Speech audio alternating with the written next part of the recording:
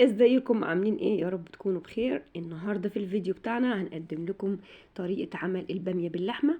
هنعملها بطريقة جميلة جدا وسهلة وعملية كمان، اللي لسه بيخشوا المطبخ لأول مرة هيقدروا ان هم ينفذوها ومش هيلاقوا فيها اي صعوبة. بس انتي تابعي كده الفيديو معايا للنهاية وانتي اكيد هتستفيدي منه.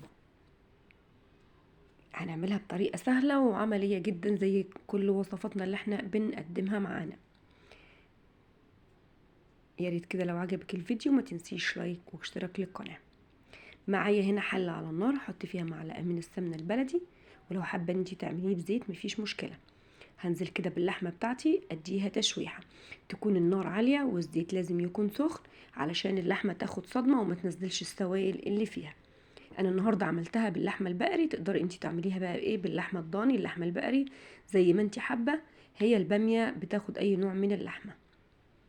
هديها تشويحة دقيقتين كده من الناحية دي ودقيقتين من الناحية دي، ورشة فلفل اسود عليها. لو حابة ان انتي في الخطوة دي تحطي لها بهارات مشكلة مفيش اي مانع. اللحمة كل ما بتشوحيها اكتر كل ما بتدي طعم احسن وطعم احلى والذ، والشوربة بتبقى جميلة جدا. انزل بقى عليها كده ببصلاية مقطعة، طماطمية مقطعة، ورق لورا، حبهان ومستكة.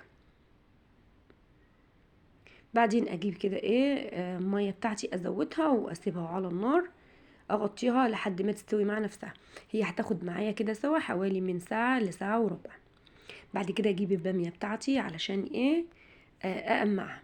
البامية يا جماعة كل ما تكون صغيرة في الحجم كل ما تكون ألذ في الأكل. البامية كده لما تقمعيه لو لقيتي فيها من الجناب كده ان هي تكون فيها خشونة او شوك كده، ممكن تقطعيه بالسكينة، تجيبيه بالراحة كده تقطعيه بيطلع معاكي.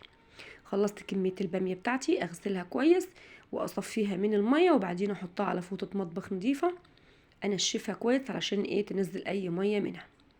فحلة على النار احط فيها معلقتين زيت، انزل عليها بالبامية علشان تاخد معايا تشويح. طريقة تشويحة البامية دي بتخلي البامية جميلة جدا، بتغلفها كده بالزيت ولما بتتحط في الصلصة مش بتبقى معجنة كده معاكي، حتى لو باتت لتاني يوم بتلاقيها يعني الواحدة بوحدتها كده. هشوحها يعني خلاص 3 دقايق كده على النار، وبعدين انزلها في نفس الحلة. هجيب معلقتين زيت والبصلاية كبيرة مفرومة، وانزل بيها اشوحها على النار واحمرها. هنا اصفرها كده بالشكل ده، وبعدين انزل عليها باللحمة بتاعتي. اللحمة كانت استوت، نشلتها كده من الشوربة وصفيت الشوربة لوحديها، وجبت اللحمة كده حطيتها في البصلة تتشوح معاها. بعدين نزلت عليها بالبامية، اقلبهم بقى كويس جدا، وبعدين انزل عليها بالطماطم المعصورة. حط كده كوبايتين من الطماطم، كوبايتين كبيرة، وبعدين معايا كمان معلقتين من الصلصة هضيفهم ليها علشان تغمق اللون معايا. اقلب كويس جدا، وبعدين ابدا ان انا اضيف البهارات. معايا هنا بقى بهارات مشكله، معلقه فلفل اسود، معلقه ملح، ومش هضيف بهارات اكتر من كده. اقلبها كويس بقى كده، وبعدين ابدا ان انا ازود الشوربه.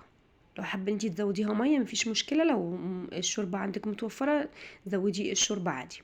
حطيت انا كوبايه شوربه، وبعدين سبتها على النار كده يعني 5 دقايق، وبعدين بدات ان انا اشوفها.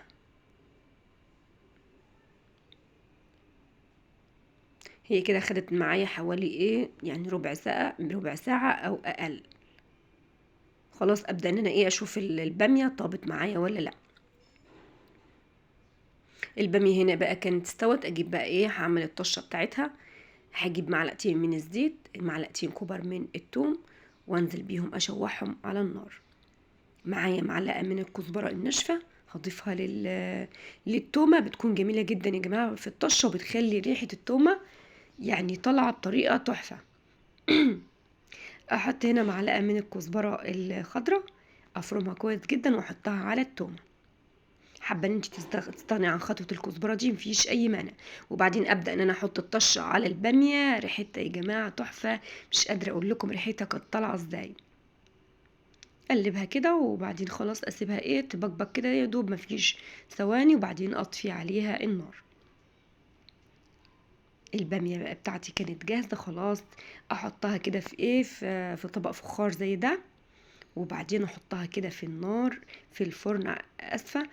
تاخد من ريحة الفرن كده يعني بتخلي البامية رايحة في حتة تانية، تديها كده تحميرة بسيطة من فوق الوش، وبتدي ريحة جميلة جدا. يا ريت كمان لو قرن فلفل حراق تفتحيه كده من النص وتحطيه، بيدي للبامية شطشطة بسيطة كده بتاكليه بالعيش، تبقى جميلة جدا.